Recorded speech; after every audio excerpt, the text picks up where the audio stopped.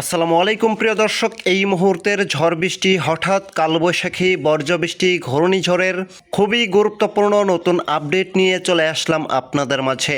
এবার মেঘ বৃষ্টির খেলা চলছে দুই বাংলার উপর দিয়ে। ইতিমধ্যেই কালবৈশাখী ঝড় নিয়ে ভয়াবহ দুঃসংবাদ দিল আবহাওয়া অধিদপ্তর। দেশের উত্তরে সক্রিয় হয়েছে শক্তিশালী বৃষ্টি বলয় স্পার্ক।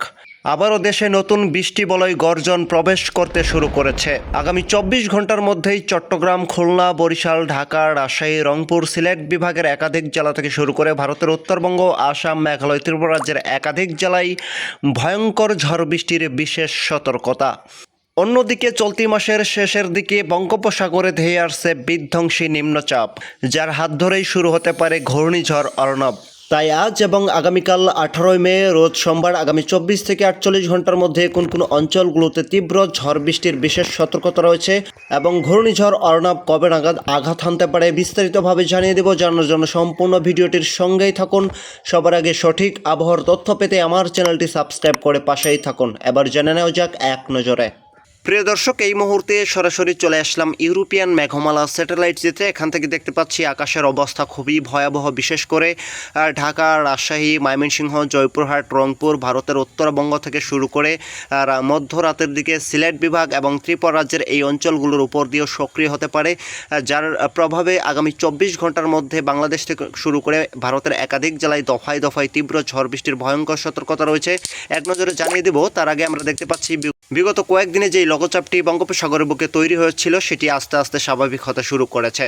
প্রিয় দর্শক, এই মুহূর্তে সরাসরি চলে আসলাম মেঘ বৃষ্টির রাডারে। এখান থেকে আমরা দেখতে পাচ্ছি আজ রাতের মধ্যেই শক্তিশালী বৃষ্টি বলয় স্পার্ক দেশের উত্তরের যেসব জেলাগুলো রয়েছে এই জেলাগুলোতে সক্রিয় হবে। বিশেষ করে আমরা দেখতে পাচ্ছি সিলেট, শতকবাজার, সুনামগঞ্জ, ডায়েরি, বালাগঞ্জ, বারলেখা, এদিকে চাকিগঞ্জ, সাইন্তিপুর, হালিতাকান্দি, তারপর হচ্ছে এদিকে কালুরা, মৌলভীবাজার, বানিয়াচং, হাবিবগঞ্জ, শ্রীমঙ্গল উপজেলা, কামালপুর, এই অঞ্চলগুলোর উপর দিয়ে আজ রাতের মধ্যেই দেখা যাচ্ছে সর্বোচ্চ 20 মিলিমিটার পর্যন্ত ভারী বৃষ্টির পূর্বাভাস লক্ষ্য করা যাচ্ছে।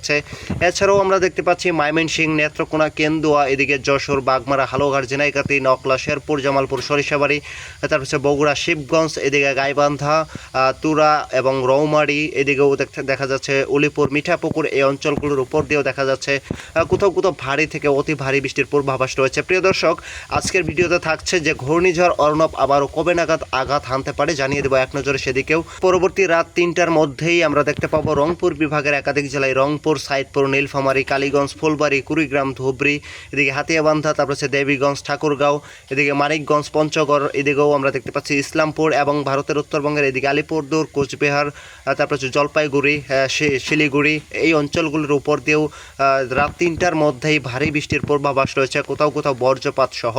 এবং পরবর্তীতে আমরা দেখতে পাচ্ছি এদিকে ময়মনসিংহ, ঢাকা এবং এদিকেও দেখা যাচ্ছে ফেনী এবং খুলনা, বরিশাল, চট্টগ্রাম, বরগুনা এবং চট্টগ্রাম, এই অঞ্চলগুলোর উপর দিয়েও অস্থায়ীভাবে ঝড়ের আশঙ্কা তৈরি করতে পারে। কারণ এই মুহূর্তে মেঘের অবস্থা খুবই ভয়াবহ। কারণ এই মেঘের অবস্থা যদি শক্তিশালীভাবে ধরে রাখতে পারে তাহলে পরবর্তী সময়ে দেশের দক্ষিণের এবং মধ্যবর্তী জেলাগুলো রয়েছে এই জেলাগুলিতেও অস্থায়ীভাবে ঝড়ের আশঙ্কা তৈরি করতে পারে।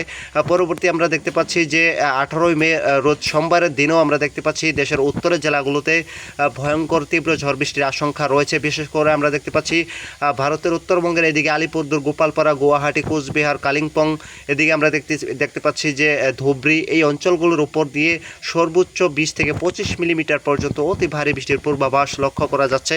এবং পরবর্তীতে আমরা দেখতে পাচ্ছি দুপুর 11টা বা 12টার মধ্যেই বাংলাদেশ এবং ভারতের উত্তরবঙ্গ থেকে শুরু করে প্রত্যেকটা অঞ্চলে আকাশটা আংশিকভাবে পরিষ্কার লক্ষ্য করা যাবে।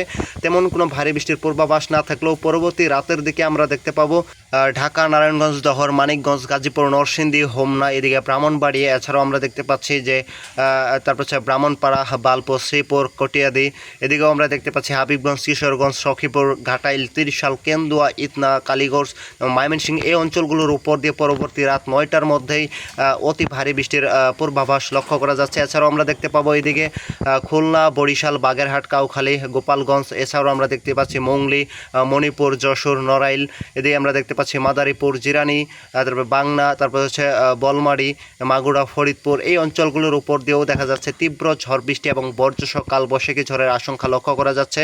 প্রিয় দর্শক, এই মুহূর্তে চলে আসলাম ঘূর্ণিঝড়ের আপডেটে। এখান থেকে আমরা দেখতে পাচ্ছি বঙ্গোপসাগরের বুকে একটা লঘুচাপ তৈরি হয়েছে। এই লঘুচাপটি আস্তে আস্তে শক্তি কমিয়ে স্বাভাবিক অবস্থায় ফিরে যেতে শুরু করেছে। পরবর্তী সময়ে আমরা দেখতে পাবো 20 মের পর হতে আবারও একটা নিম্নচাপ তৈরি হতে পারে, যার হাত ধরেই কিন্তু আবারও দুই বাংলার একাধিক জেলার উপর দিয়ে শক্তিশালী বৃষ্টি বলয় ঘূর্ণিঝড় আশ্রয় পড়তে পারে। বিশেষ করে এদিকে চট্টগ্রাম, খুলনা, বরিশাল, কলকাতা, ঢাকা এবং সিলেট বিভাগের একাধিক জেলার উপর দিয়ে